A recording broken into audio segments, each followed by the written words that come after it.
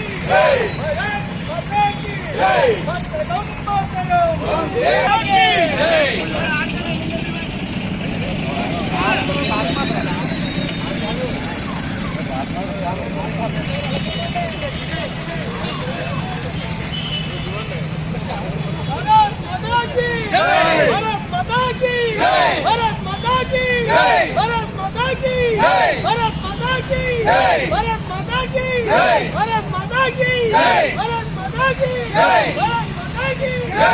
माता की जय।